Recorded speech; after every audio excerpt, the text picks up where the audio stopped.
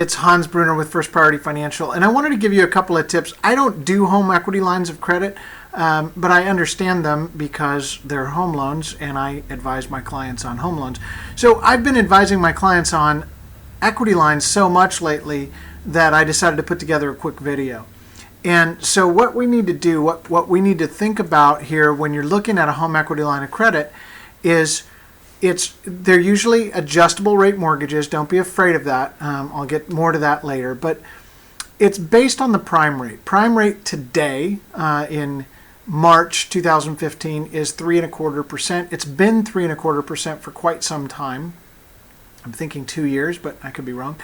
And so it's based on prime plus the margin. And the margin, if you can get a zero margin, then it would be prime plus zero. So your rate would be 3.25. That's going to be the best you can do and going to be hard to find. You might be able to find prime plus half, which would be an excellent deal right now. And probably the most common is going to be prime plus 1, prime plus 1.5. There's going to be lenders out there offering prime plus 2. So if you get prime plus 1 or prime plus a half, you're doing real well. And so here's the deal. Let's say you get prime plus 1 and you're thinking this is excellent. So now your rate is 4.25%, and that's nice. And so what you have to think about is what if some of these loans have a floor. And a floor, let's just say they have a floor of 5%. They've got a ceiling and then they've got a floor.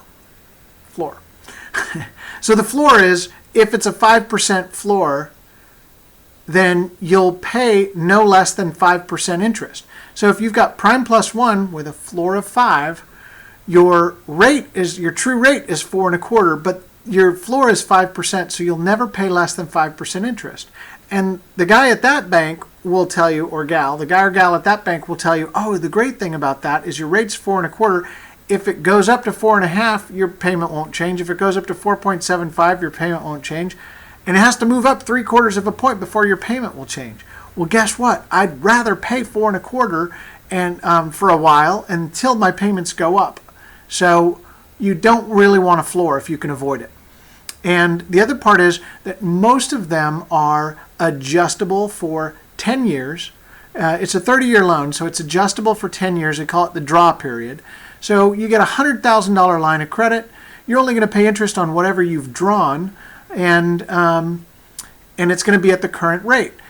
So after 10 years, whatever balance is outstanding, it's going to roll to a 20-year fixed rate, and they'll set the rate at that time according to market rates. Some banks will say, hey, do you want to roll it into a new equity line of credit? We'll start the new draw period over. So you can do that. That's pretty common.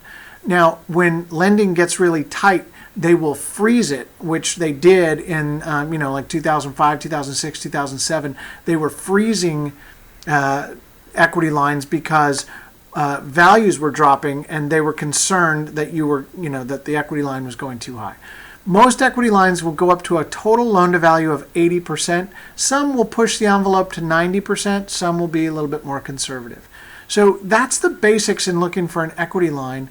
And I'm here to help. I want to help you, and I don't do the equity lines, but that will give you what to look for. And don't worry about the adjustable rate portion of it. Most banks will let you fix it for a period of 3 or 5 years. So when you let it roll with the market, and if you see rates moving up, then you might want to fix it in for a while. And you can talk to your lender about that and your choices. So if you have any questions, if you need a first mortgage, if you want to buy a house, I've got a great equity line that's a companion to a first mortgage, but I don't have a great standalone equity line. And I'm here to help. I want to be your mortgage lender for life. And any purchase loan I can help you with.